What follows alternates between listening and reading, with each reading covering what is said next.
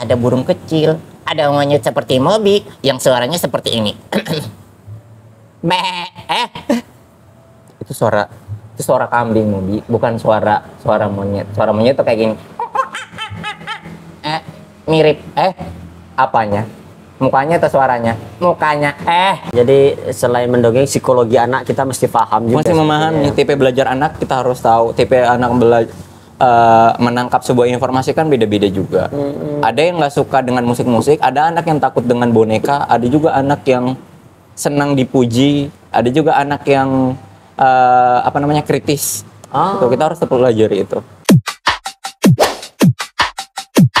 Assalamualaikum warahmatullahi wabarakatuh. Teman-teman, hadir lagi kita di Ruang Sayuti. Teman-teman, kebetulan kita sekarang ini berada di Kepri, Kepulauan Riau. Nah, salah satu budaya kita di Kepri yang selalu kita lestarikannya itu adalah budaya berpantun dan juga bertutur.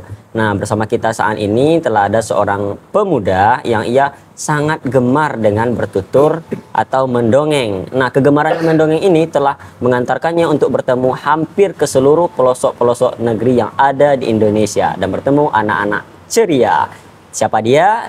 Dia adalah Kak Ripai. Halo Kak Ripai. Selamat malam. Selamat malam. Sehat Kak Ripai ya? Alhamdulillah sehat. Apa sih?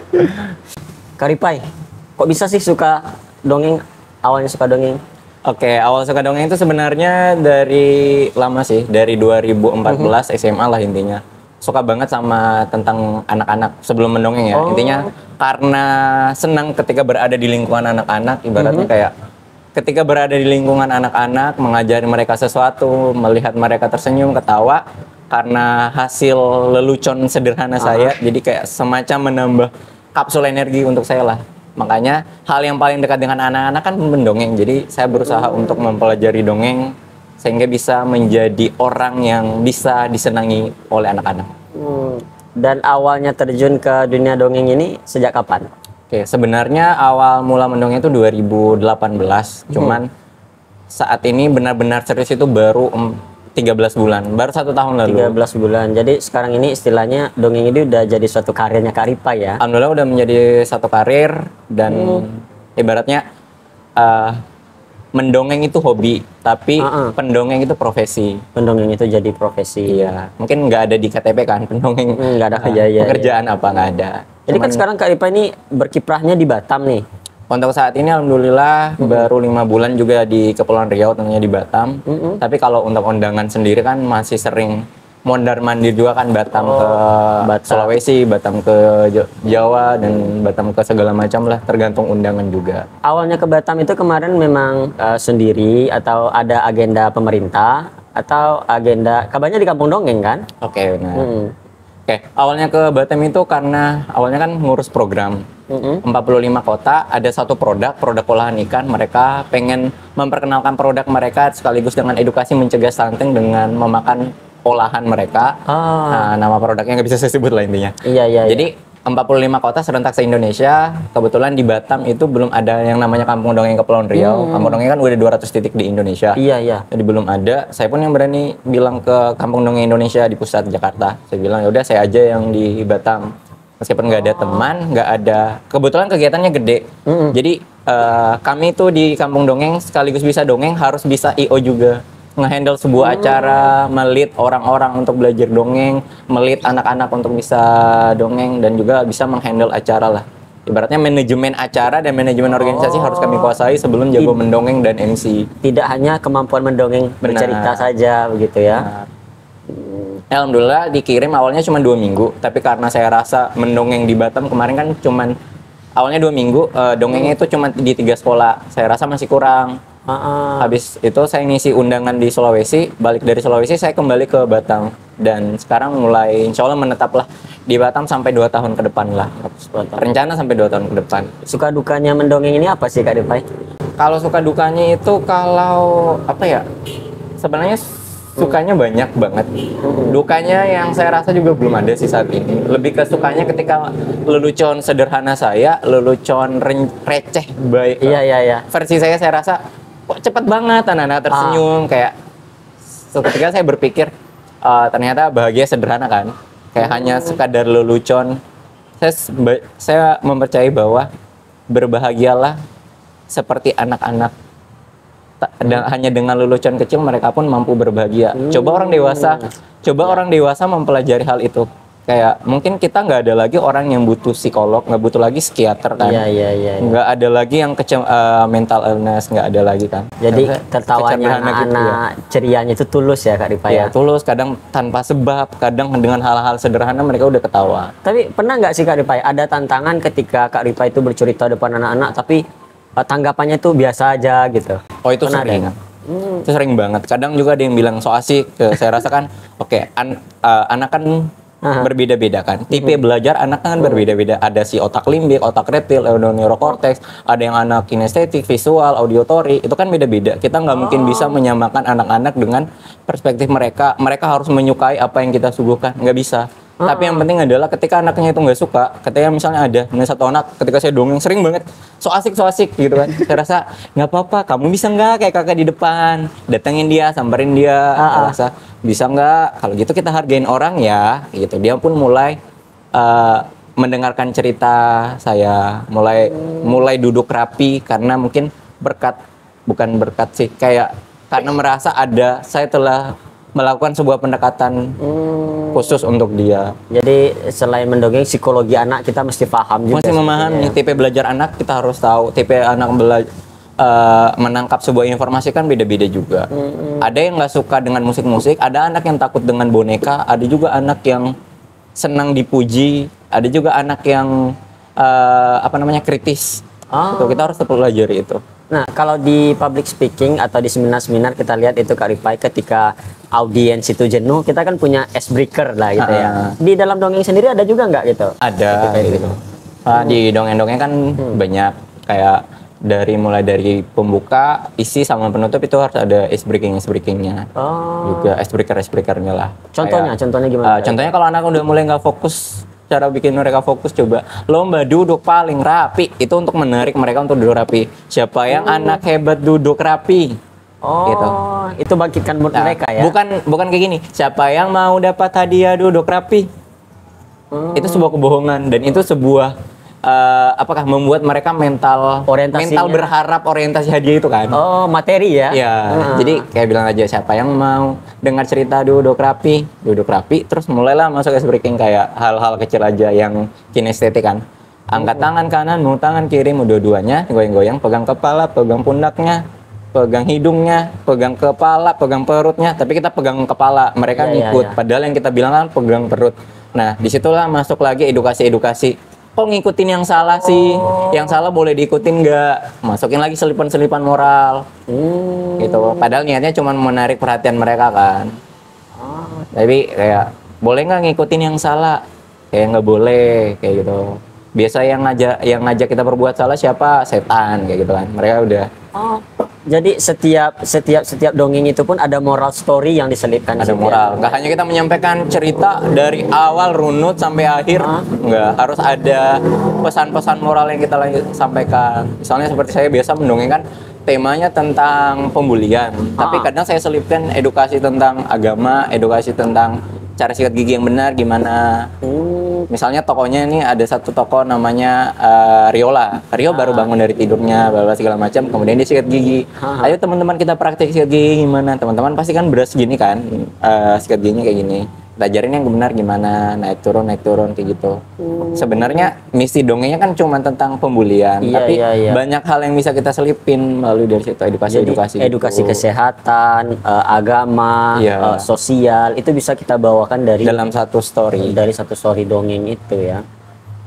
Nah, mendongeng ini Kak Ripai, itu dongeng itu sudah memang ada ketentuannya, buku-buku dongengnya, atau Kak Ripai itu ciptain sendiri tuh dongeng-dongengnya? Kalau kami di kampung dongeng khususnya kami punya cerita sendiri yang nggak bisa disebarkan kayak gitu. Kami punya musik-musik sendiri juga. Ibaratnya bebas aja sih mau angkat cerita orang tapi lebih bagus punya sendiri. Itu memang kita karang sendiri cerita itu. Soalnya kan kalau misalnya Bang Rio ngundang saya di sekolah Bang Rio, Bang Sarip ngundang saya di sekolahnya juga, tapi dengan tema yang berbeda. Nggak mungkin kan dalam satu, apalagi dengan profesi orang pendongeng yang kadang dari panggung satu ke panggung lain dengan tema yang berbeda, nggak mungkin ceritanya beda-beda kan. Jadi kadang alurnya itu sama, cuman temanya berbeda. Oh. Nah, Kak Ripai, yang menarik itu di setiap pendongeng itu yang kita lihat, pendongeng itu mampu mengimpersonate misalkan suara anak kecil, suara orang tua, bahkan suara-suara hewan pun bisa Benar. diimpersonate. Itu gimana sih caranya, Kak Ripai? Sebenarnya kalau saya sendiri sebenarnya belum terlalu menguasai kan spesialis pendongeng kan banyak-banyak juga. Saya nggak jago ventriloquist juga, nggak jago impersonate. Cuman mungkin hal yang perlu dikuatin setiap pendongeng kan beda-beda. Kalau kemampuan story-nya gimana, kemampuan ice breaking. Kalau saya kemampuan ice breaking saya diakui kemampuan ice breaking saya kuat sama menghandle anak-anak lumayan kuat. Gitu. Tapi kalau untuk penguasaan suara nggak harus banyak-banyak kok. Yang penting 3 aja dulu. Suara kecil seperti ini, Suara besar seperti ini, dan suara normal kita, suara narasi. Kayak gitu-gitu aja. Penting dikuasai. Atau enggak suara seperti ini. Itu aja dulu kalau mau belajar dong. Nggak harus kok bisa impersonate suara hewan. Ayam berkokok, ayam berkokok. kucing, Saya nggak terlalu gitu ya. jago juga kan. Begitu juga. Suara Suara semut yang lagi viral sekarang ya. Ada yang bilang suara semut. Nah, ini penting nggak Kak Ripai? Ketika dalam mendongeng itu alat peraga yang biasanya bawain boneka hewan yang biasanya di tangan-tangan para pendongeng itu seberpengaruh apa itu? saya seberpengaruh ya. Sebenarnya kalau yang itu kan hanya sekadar teman cerita. Jadi kadang saya bawa boneka, misalnya dongengnya tuh 30 atau 1 jam lah. Kadang saya main bonekanya hanya 15 menit atau 10 menit. Cuman menemani aja. Kak Ripai ada bawa bonekanya nggak? Biasanya saya bawa namanya Mobi. Mobi. Monyet biru. Monyet biru. Nah. Gimana suara monyet? Coba. Nah itu yang wih, ini si monyet biru yang selalu dibawa Kak Ripai. Kak Ripai. Apa? Terus harusnya tadi dia keluar dengan gimmick, ini udah tiba-tiba keluar. Halo teman-teman semuanya. Nah, adik-adik yang ada di Batam dan Di Indonesia. di Indonesia. Nah, khususnya di Batam sekarang dan seluruh di Indonesia nih si Mobi nih. Oke, mau jumpa aku nggak? Undang Kak Ripai dong, dongeng di sekolah kalian. Cara ngundang Kak Ripai gimana tuh Mobi? Nanti kalau mau undang Kak Ripai. Anda saya angkat aja jadi asisten. Gimana cara? Mungkin di ruang Sayuti ya bisa dilampirkan. Iya nanti. Oke, kalau lihat Ripai dan Owi nanti hubungi aja di Kampung Dongeng Kepulauan Riau gitu kakak. Gitu abang. Mobi, Gitu aja sih. kakak Iya. mau dengerin ini Mobi sama Kak Ripai sekarang nih mendongeng biar adik-adik di sana juga dengerin Mobi sama Kak Ripai sekarang. Serius nih mau menghibur dongeng? kita semua. Iya. Boleh ya? Oke, boleh. Mobi siap? Oke, siap. Oke, jadi cerita si Mobi sebenarnya ini jarang menemani saya cerita. Dia cuman penghibur anak-anak. Dia ini monyet hiburan. Jadi nggak makan pisang ini? Nggak ya? Dia kadang hanya menemani saya untuk menarik perhatian anak-anak. Kemudian saya suruh masuk tas, kemudian tidur. Kadang kalau cerita pakai boneka, anak-anak fokusnya ke bonekanya, bukan ke ceritanya. Jadi itu juga psikologinya itu kan. pengaruh Cuman juga. kalau mau juga boleh. Ya, gitu. coba dong Mobi. Mobi, Iya. ayo kita cerita. Oke. Mau cerita apa? Coba kalau burung pitput. Oke. Burung pitput ini cerita dongeng khas kampung dongeng banget. Suatu hari di tengah hutan banyak hewan-hewan yang menghuni di hutan tersebut. Salah satunya Ada burung kecil, ada monyet seperti Mobi yang suaranya seperti ini. itu suara kambing Mobi, bukan suara monyet. Suara monyet tuh kayak gini. Mirip. Apanya? Mukanya atau suaranya? Mukanya. Kalau anak-anak itu udah ketawa kan. Iya, Saya iya, lucuan iya. sederhana itu. Kalau orang dewasa itu kayak apaan sih, cringe banget kan? Tapi Mobi jujur sih. Oh iya, makasih. Enggak. Kalau ada anak-anak yang bilang jujur sih, boleh nggak gitu ngatain orang gitu lagi, selipin Oh, nggak lagi boleh ya? edukasi, selipin lagi hal yang kita sampaikan. Kayak gitu. Padahal udah ketawa kayak gitu. Jadi mau lanjutin cerita nggak? Oke, boleh. Di pagi hari yang cerah, seekor burung kecil terbangun dari tidurnya. Dia terbangun, kemudian baca doa. Kalau sekolah Islam baca doa bangun tidur. Tapi kita plesetin, Bismillahirrahmanirrahim. Allahumma barik lana fima rosaktan. salah. paling teman-teman anak-anaknya itu teriakan. Kayak gitu-gitu. Tandanya mereka fokus ya kalau itu doa makan gitu ya. Iya, fokus. Kemudian ngajak anak-anak doa bareng, doa bangun tidur kayak gimana. Nanti mereka yang benerin. Itu untuk ngetes juga kemampuan anak-anak batas apa namanya? Hafalannya sampai mana kalau di sekolah Islam. Kayak gitu-gitu. Udah gitu aja. Kalau mau lanjutan ceritanya nanti kita Oh ya, kalau mau lanjutin ceritanya undang Kak Undang ya? Ripai dong. Undang Kak Ripai. Nanti Oke sih ya, undang Mobi juga ya guys. Kak Ripai bisa diundang di Instagram ya. boleh Kak Bang. Ripai itu hamba ya. Nah, sekarang nih mumpung Kak Ripai lagi di Pulau Batam. Nah, bisa kita undang Kak Ripai di Batam. Nah, Kak Ripai, yang paling berkesan itu selama Kak Ripai mendongeng apa sih, hal apa sih Kak Ripai? Kalau yang paling berkesan, semuanya berkesan sih. Yang pengalaman yang tidak terlupakan gitu. Kalau ngajar di SLB, kalau ngajar dongeng di SLB, ada beberapa anak yang saya kan bisa bahasa isyarat, cuman karena keterbatasan audiens yang beragam, jadi nggak bisa mendeliver informasi saya dalam bentuk isyarat. Kadang harus pegang mic juga kan, gitu kan, pakai head mic juga, tapi makanya saya beli head mic sekarang. Mikrofon Pak gitu. Jadi kemampuan berbahasa isyarat juga dituntut ya ketika harus sih, tapi karena saya lebih duluan menguasai bahasa isyarat daripada dongeng, jadi saya rasa bisa diselipin nih dongeng-dongeng berbahasa isyarat gitu. Mobi Oke. gitu. Dah, Mobi mau tidur. Oke Mobi, makasih ya sudah menghibur Nggak apa-apa, kita dia semua. nemenin. Nanti nemanin Kak Ripai ya di sini ya. Nah, Kak Ripai. Jadi Kak Ripai ini secara background pendidikan ini, apakah memang di kuliahnya dulu ada nggak sih jurusan yang mengarah ke dongeng ini? Atau Kak Ripai jurusan apa nih dulu kuliahnya? Sebenarnya kan kalau dongeng rata-rata kan orang dari jurusan PAUD, Oh iya. PGSD ataupun komunikasi. Kalau saya kebetulan jurusan sains. Jurusan sains malah. Iya, pangan. Malah jauh ya.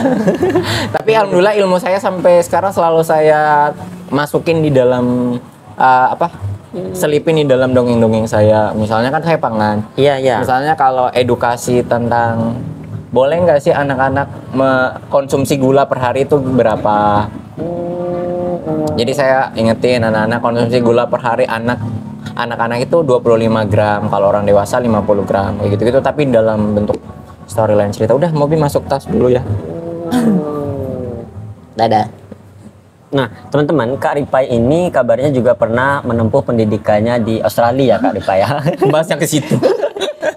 Ya, itu Itu udah old. udah old ya. Itu program apa dulu Kak Ripai itu? Atau program dongeng ini juga? Bukan. Atau ini? Enggak. Ada satu saat ikut program, kebetulan seleksinya di Indonesia juga. Jadi di Indonesia masuk 5 besar dan 5 besarnya ke Australia. Oh, itu dari jurusan pangan itu? Bukan, beda. Umum aja. Oh, Semacam umum. sebuah kompetisi. Oh, kompetisi. Master Chef. Oh, Bukan dong. Ada satu program. ada suatu program ya. Jadi udah pernah bersama Kang Guru Kak Ripai di sini. Ya harusnya Mobi diganti Bang Guru. Kak Ripai, jadi apa harapan besarnya sih Kak Ripai untuk dongeng di sekarang kan Kak Ripai di Batam kan, dongeng di Indonesia dan di Batam khususnya gitu. Kak Ripai. Harapan. Kalau harapan saya khususnya di Batam, saya kan gak lama di Batam dan saya sekarang kan punya sanggar anak kampung dongeng. Ya. Latihannya setiap hari Ahad. Jadi harapan saya ini ketika saya udah nggak ada di Batam, banyak anak-anak yang mampu menjadi estafet asal. Berat banget ya bahasanya.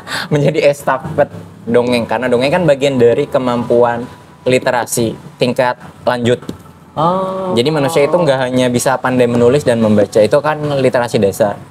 Literasi lanjut itu ketika mampu mengolah apa yang mereka baca, yang mereka dengar melalui sebuah storyline kan. Itu yang hendak saya pengen capai sekarang kalau saya udah nggak ada. Anak-anak sanggar saya, alhamdulillah kemarin juga udah beberapa kegiatan saya ajak di salah satu hotel mall di Batam dan Tanjung Pinang. Kita buat kegiatan gede. Mereka yang MC, mereka yang dongeng, saya hanya tugasnya melatih mereka. Mereka yang MC, mereka moderator, mereka yang dongeng, mereka sebagai pengisi acara, saya hanya sebagai ibaratnya seperti Pak Wisnu Tama lah. Hanya menyediakan panggung. Gitu. Nah Kak Ripai, dongeng ini kalau kita lihat dari tadi kan seperti yang Kak Ripai ceritakan, ini kan kolaborasi dari kemampuan storytelling, kemampuan kita mempunyai cerita public speaking kita, dan bahasa-bahasa tubuh yang diperagakan gitu kan. Penting nggak sih para pendidik yang kesehariannya mengajar di kelas untuk belajar mendongeng supaya anak-anak juga tertarik nih dengan pelajaran yang diberikan, terutama guru-guru TK, PAUD ataupun SD yang pemula-pemula gitu. Boleh. Sebenarnya kemampuan mengelola sebuah informasi, sebuah pembelajaran menjadi sebuah cerita sebenarnya cukup challenging banget juga kan. Soalnya kan ibaratnya kalau kita hanya menyampaikan dalam metode ceramah ataupun imalah kan paling hanya 5 menit dah kelar. Tapi kan kalau di dongeng harapannya materi yang 5 menit itu bisa 30 menit bahkan sejam, padahal yang kita mau capai itu cuman 5 menit itu. Inti pesan ceritanya atau inti pembelajarannya cuma 5 menit. Jadi challenging banget juga kan. Jadi nggak harus juga sih sebenarnya dikuasai oleh guru. Tapi kalau mau terkesan kelasnya menarik, ya udah kemampuan mengelola sebuah cerita menjadi sebuah pertunjukan pertunjukan ya. Itu harus dimiliki juga. Terus gitu. gini Kak Ipai, pernah lo juga kita pikirkan gini kan, dongeng ini sejauh ini kan cuman buat anak-anak kan. Gimana sih kalau ada juga dongeng ini untuk orang dewasa gitu? Dongeng dewasa? Bisa nggak sih diaplikasikan mau untuk dongeng dewasa? 18 plus maksudnya. Misalkan selama ini Kak Ripai ini kan dongeng itu audiensnya anak-anak. Kalau dongeng-dongeng Kak Ripai itu dielaborasi terus jadiin buat dongeng orang dewasa, kira-kira bisa menarik juga nggak sih buat orang dewasa? Gitu? Sebenarnya menarik kan. Biar budaya orang jadi Melayu kan bertutur juga kan di Kepri. Dan salah satu budaya di Indonesia kan kebanyakan bertutur. Menyebarkan agama Islam pun kan melalui tutur. Wayang, sunan-sunan. Itu bagian dari cerita-cerita rekaan kan, yang diselipkan informasi. Apa sih penting lagi gitu. Dan 2004 tsunami Aceh, tahu pulau Simelu? Apa ya bacanya? Simelu. Mungkin itu. Simelu gitu lah. Terus kenapa? 78.000 orang yang berdampak kena tsunami, hanya 7 orang yang meninggal. Kan hanya 7 orang dari 78.000. Iya. Ternyata cek di percek mereka ada budaya bertutur namanya semong. Semong itu mereka jadi bersenandung sambil bercerita kan. Jika saya lupa gimana ngapnya, nanti aja carikan. Jadi mereka ada budaya-budaya orang terdahulu yang meneruskan budaya semong itu. Jadi di dalam ceritanya itu kalau air laut sedang pasang kemudian tiba-tiba langsung naik, surut terus pasang kan, ada mitigasinya yang sudah mereka sampaikan melalui budaya semong itu. Jadi orang-orang Pulau Simelu itu udah tahu, ini bakal ada yang terjadi karena dari mereka udah pernah dengar dari bertutur-tutur itu. Dari jadi sejarah. Mereka pun langsung lari ke tempat yang paling tinggi. Jadi dari cerita rakyat itu ya. Iya. Jadi mereka sudah ingat gitu ya. Tahu. Ternyata alhamdulillah dari 78.000 hanya 7 orang yang meninggal. Bukan alhamdulillah juga sih maksudnya. Sebenarnya dongeng ini budayanya Indonesia asli atau budaya dari kita anut dari luar sih Kak Ripai? Ini kan budaya yang anonim kan. Saya nggak semua orang bisa mengakui ini budaya dia kan.